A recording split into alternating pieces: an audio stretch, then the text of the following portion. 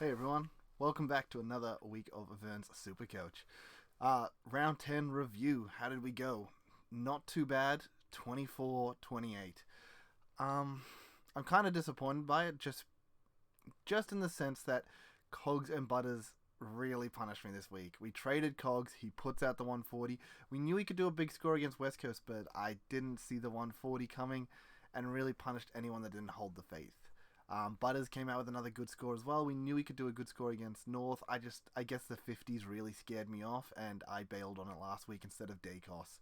Um, that was what 35 points last week, another like 80 this week because of that. So I've thrown away about 110 points with the Butters over Dacos decision. So a little bit annoying there. The Cogs this week really hurt as well. I mean, those extra points really would have pushed me to the top few percent for the week. But look, we made some progression in the team. The team rank went up. At the end of the day, I don't think Butters or Cogs would have been in my final team regardless. It's just they would have been really nice to have over the last fortnight. So really unfortunate there. Laird came in for his debut, only the 105, so a little bit disappointing there.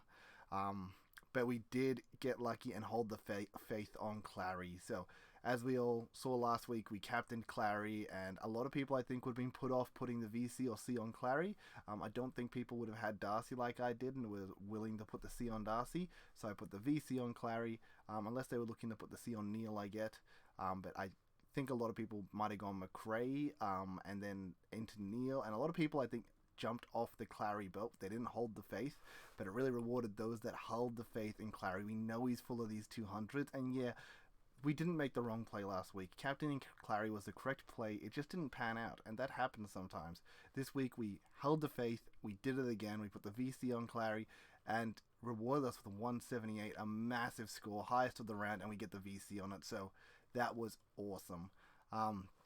But yeah, we ended up getting a total rank of 1,082. So we finished. So our season rank at the moment is 4,158. As I said, I'd like it to be a bit higher. I'm a little bit disappointed with that. A few of my Pies boys didn't have the greatest week. Lipinski and Pendlebury were a bit down. I'm thinking I might flip them at the buys. Cameron came up massive though, which was really nice. And yeah, we had honestly a lot of good things happen. You don't get a score like this if a lot of good things don't happen, so I can't be too upset with it overall. We made decisions. I think they were the correct calculated decisions. Sometimes it just doesn't always work out. So we'll take a look at the team, see how we're looking, and see what our plans are for this week. Probably not going to go over too much talking, as we did a lot of talking last week. It was a very big video. I appreciate all those that have tuned in and watched the videos. Once again, thank you for liking, subscribing, following the journey. The trade video, I put it out this week, and I know a few of you really appreciated that. I think my trade decision were really smart. It just obviously I had the flexibility of Martin or O'Driscoll, depending on how they went. As soon as McCartan dropped that 85, I thought, yeah, we're banking in McCartan here. I'm going to keep the O'Driscoll, and then we also get to use him as our loop, as he was the only loop available to us, so then we could bank Clary's score. So it worked out really well. Unfortunately, Greg Clark didn't put out the biggest game on his debut either, but oh well. So yeah, let's jump into it. I'm going to zoom in a bit for us here. Maybe that's a bit too far for everyone. Oh well, I guess we'll just go with it. So, Hewitt 120, massive. I think he's the one remaining member of the Ton Club. I'm pretty sure Keys, I'm going to go check this out. I don't think Keys kept that going. What did he put out? Yeah, 96. So he broke his Ton Club scoring, where Hewitt's managed to maintain that. Still hasn't dropped below the ton. I think his lowest is a 109 that he's put out. Just looking phenomenal as a pick altogether. Yeah, really sucks that he missed those weeks. Really sucks that we didn't start with him, so we missed a few of these early bangers. We picked him up here at round 5 and sort of went from there. But what a sensational pick. He honestly could be someone that we look at even next year if he gets midfield position, just because the 118 average isn't bad, so we'll see how that goes. Dawson, a massive game. What's his 3-round average now? Even 5-round average, I think, maybe. He's been pumping out some really big games. Everyone's trying to get on the Dawson bandwagon. Yeah, 5-round average should be massive because of those games. This is sort of what we expected from him. Yeah, 3-round 123, 5-round 109. This is what we expected when we picked him, and he had a very slow start to the year. He's really rewarded people that picked him up in the last few weeks with the fucking 123 average over the 3 rounds, but really good starting pick, going really well. Shaw came out with a 110. Not bad, bank that. Pendles was a bit down, and Dacos was a bit down. As I said, comparing Dacos to like Butters, what Butters outscored him by 53 this week, 35 last week, thrown away 88 points with making the wrong decision on that trade. At the end of the day, we wouldn't have had any mid or defense DPP flip if we did that, which I was a bit scared of losing. But in reality, we took the bank with McCartan and DeConning last week anyway, so we banked our backline regardless. So it actually wouldn't have affected our score, except for the difference between Dacos and Butters if we went for the Butters pick. So a little bit unfortunate there. O'Driscoll, as I mentioned, kept him because, well, we had such good emergencies and VC scores that we needed the loophole, and then Nick Martin came out with a 47. So really rewarded me this week for not fielding him, and I guess that's another thing I've got to consider. People are fielding like Nick Martin, who I managed to avoid, on top of like Clark and whatnot. So yeah, no, not too bad. These guys really cash generating. I feel like I need to move one of them on though, just because I'm running out of players I can move on, sort of thing. What I mean by that is obviously I'm not going to move on like McComb or Clark or Rioli, all these rookies that haven't really made their cash yet. I need to move on the rookies that have, and unfortunately, unless I'm looking at Hayes, who's going to cover me for the buys when Darcy's out, I don't know. I think I have to go for a DeConning or a McCartan. I think I'm looking at McCartan this week just because I think DeConning into Adelaide will be better, and I will flip them at their buys regardless, so I'm only going to have them for 2 more games. So who has the better run in the next 2 games? I think DeConning does, so I think I'm going to look at keeping DeConning. But yeah, we'll see how that plays out. Oliver, the 178, massive. Overall, I think he's second on total points, right behind Neil. We got him in at a great time. He's put out some really big scores for us. Wouldn't be disappointed if you started him, and yeah, you got to bank this huge VC score. I think a lot of people should have put the VC on him, but I think people got scared off purely because of last week's dismal effort. But yeah, Neil only comes in with the 100. I don't know what happened there because I wasn't watching that game at that time. I did start off watching it, but then the Pies game started, so I went to go watch the Pies game, and I swear Neil was like 95 at the third, and then like 5 more points for the rest of the game. So I just don't know what happened to Neil at the end of that game. Unfortunately, Ladd came out with the 105. Kind of disappointing, but kind of not. He had a really terrible first quarter. I think he's only like 14. So in reality, he put together a 90.3 quarters, so 30-point average over that. That's not bad at all. Just one down quarter sort of stopped him from pushing to that 115, 120 mark. But honestly, I think he's going to be a very reliable player for us, so I'm very happy with that. I don't think he's going to be a captain option because I don't think he's pushing massive scores consistently, but I think he's going to be a good around that 115 to 130 sort of score range. McRae, kind of back-to-back down weeks, so 104, not really what you want. A lot of people put the VC on him, so we're going to feel a little bit dirty about that. But then hopefully if they put the C on Clary and banked that. Miller, 59. Oh, that felt awful. Obviously, Gold Coast versus Dogs. It's always really hard when Dogs are eating all the points. Gold Coast obviously did amazing though. They ended up losing last week. I actually don't remember who even won that game. Just gonna get rid of random TikToks that pop up. Yeah, Gold Coast ended up going down, but we're really competitive. Kind of on the back of Wits, honestly. He was stomping the ruck. So, yeah.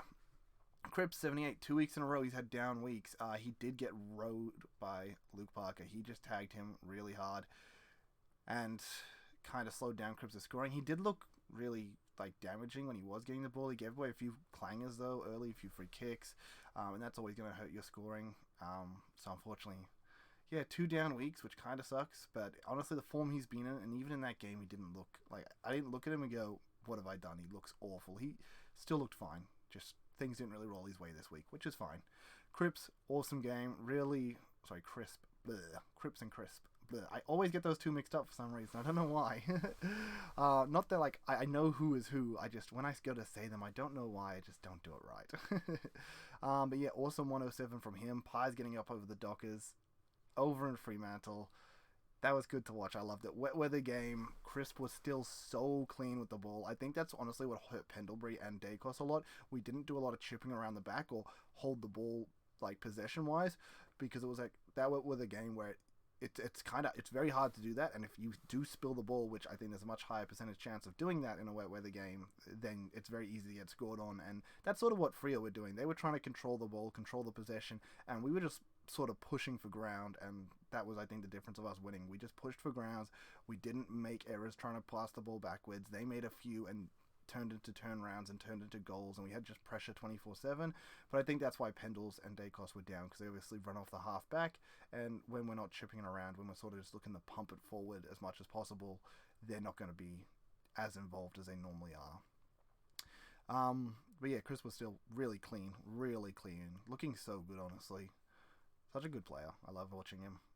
Clark 55 kind of sucks. McComb would have been nice to have on film, but I think you bank Clark in to play that. He's just looked so good so far as a rookie, and I think 55 is the lowest he's put out. So, oh well. I mean, it's rookie roulette at the end of the day. You can't rely on any of these guys to score more than the other, and that's like saying relying on your premiums to score more than the other. It's just really kind of luck of the draw in that sense. You don't know who's going to do it. Obviously, a lot less data on the rookies than the premiums, so it makes it even harder. But oh well. Still went really well. Rioli came back with a 67. Awesome. We really needed that Dreamtime week, so obviously, big game for all Indigenous players. So he obviously showed up. I'm so sorry, guys. A fly's ended up in here and triggering the hell out of me right now. Yeah, McComb not bad though. Rioli pretty good, and Carroll only the 38, which kind of sucks. I don't think Carroll's a bad player. I'm pretty happy with how Carroll honestly plays. It's just, yeah, just didn't really fall his way points wise. Darcy, awesome, 134 wet game. Last week he had a wet game and he just was pretty bad. But this week, honestly, really solid. He was still clunking marks. He was getting all the hitouts to advantage. He was getting tackles in there. He was looking fantastic. Bruce omitted, didn't play, probably managed, I'm guessing, but he has the bye in one more game's time, so it sucks that he didn't push him to the bye, and then I maybe could have moved him on. I don't know if I'll move him on, actually. I think I want to go to Wits here. I think that's the only thing that's a bit unfortunate with the Darcy pick, is him and Wits were the exact same price 2 weeks ago when I brought Darcy in. Wits pumps out 2 130s, Darcy gets 130 and 150, so oh well. Bruce... Sorry, I think the upside that was potentially there with Darcy was massive. It just, unfortunately, once again, didn't pan out. I don't think it was incorrect, though, to take the risk on the ceiling that Darcy has. Yes, Hayes comes onto the field. Awesome. Didn't actually see any of this, so don't know what happened here, but 72. Hayes has been a reliable rookie, scoring really well for us, and have been really good cover when we needed him. Dunkley 116, awesome. Parker 112, awesome. Yeah, Dunkley was getting a lot of marks and played a lot of forward, but was real damaging forward, so looked really good. Parker, once again, he tagged Cripps, so he was on the ball 24/7, and he was just playing really well. 112, great score from him. Brody, oof, what a pig. This man, contested beast, and in the wet, where it's all about the contested ball, he just tore it apart. He got so many clearances, so much ball, so many contested possessions. Unfortunately, obviously, Freo couldn't get it going, which is kind of exactly how I wanted. Like, everything fell well. My Freo players did well, and Pies got up, so yeah, exactly how I'd want it to go. Heaney 94, not bad, kind of trotting along. A few weeks of just really low scoring, though. I mean, if we look at his 5-round average, 3-round average and 5-round average is not looking good. That's not keeper. That's not even premium. Yes, he's ranked overall second in the forward because he has had big games, but the last 3 weeks have not been impressive, unfortunately. Hopefully he can turn that around. As I mentioned, Sydney have some easier games at the end of the season, as to why I'm looking at Mills now. So hopefully he can turn it around in those games. Lipinski, 79. Yeah, not too bad. Obviously I would have liked Cogs over him in this situation, but I don't know. I like watching Lipinski play. He's not a contested player either. He's an outside player. A wet game isn't really suited for him, but he still picked up good scores. He still ran a lot. He still tried to get involved where he could. He had another weak tackle effort where he just got bumped off. I don't know. It looked so weak, but oh well. We take it. And then Darcy Cameron, a massive one. I'm so glad we brought him in when we did. So we've had him in for 3 rounds now. His 3-round average 110. That's massive. That is literally premium level. If he continues to score like this, he could be a keeper. I don't know when Grundy's coming back. I haven't looked into that, but he is looking fantastic. And then finally, Durden, great score. Kicked 2 early goals in the game. Yeah, and he got up the ground and got really involved. Sort of the reason we picked him, because he's a pressure forward that got up the ground and got involved, and that's what we wanted. and he really did that this game. So it looked great. Roses honestly looked terrible, and then clicked I think a goal or two at the end, and somehow salvaged his score that was like 14. Like in one quarter, he managed to pump out like 30 points. So yeah, he was very lucky. But we'll take that. Now trades this week. Yeah, we got 150 in the bank, which is nice. I'm thinking I want to move O'Driscoll on, but the problem is once again, then we're playing with no loophole, which kind of sucks. So it may be O'Driscoll, it may be Dacos, it may be McCartan. I'm not too sure. We're going to be moving definitely two of the three in the back line, and I think I'll chop and change depending on what's happening. So let's see this week. So McCartan, unfortunately, if he's gone, he's gone. Who do they have after Richmond? Sorry, so they had Richmond and Melbourne. Yeah, Richmond and Melbourne, and then Geelong had Adelaide and Dogs. Hard to say actually which one to keep over the other. I would like to keep them both, but I just can't really move anyone else on. They just haven't. They haven't done their dash. They haven't made their money. I guess I could move Dacos and O'Driscoll. It sucks though because holding Dacos for this long, we kind of want to hold him through the buys. I think his break even's kind of short. 88 actually. That's not the worst. Hard decision to make. Hawks and Carlton. I think he could honestly score really well in both those games. Look, let's just move O'Drizzy for now. And let's move McCartan. That's what we sort of looked at earlier.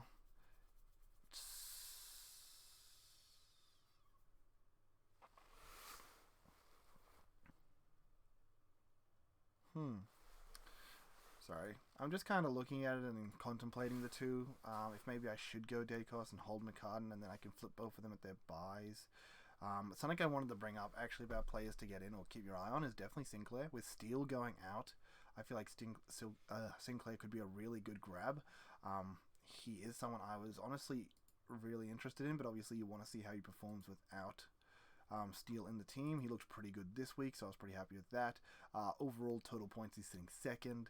His break even's quite low right now, I'm pretty sure. Yeah, 67 going into North. Gosh. Should maybe I pick him up?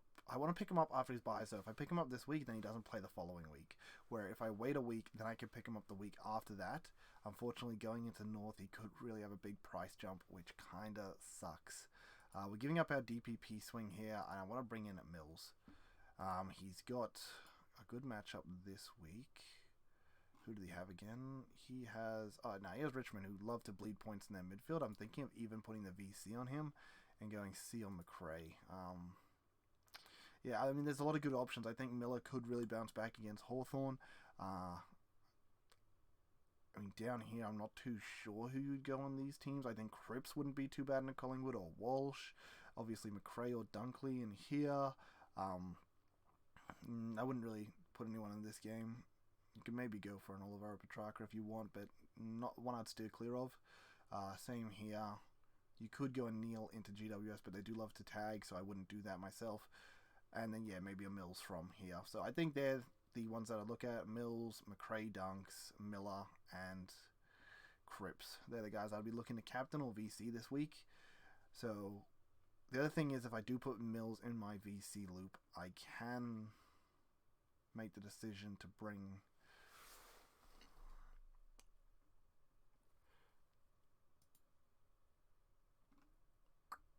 Sorry, I'm just thinking what may be better here. I'm thinking if I actually do it this way... Sorry, not O'Drizzy.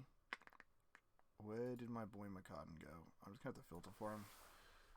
Whoopsie daisy.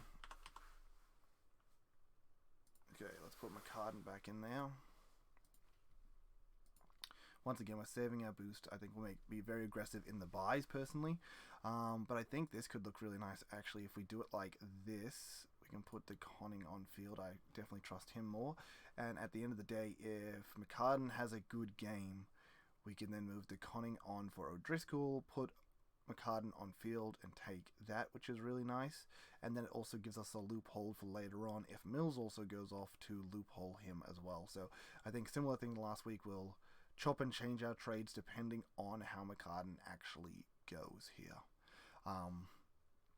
Yeah, so not looking too bad. Clary had a good game, 75. Had like a 61 the week before, so not bad.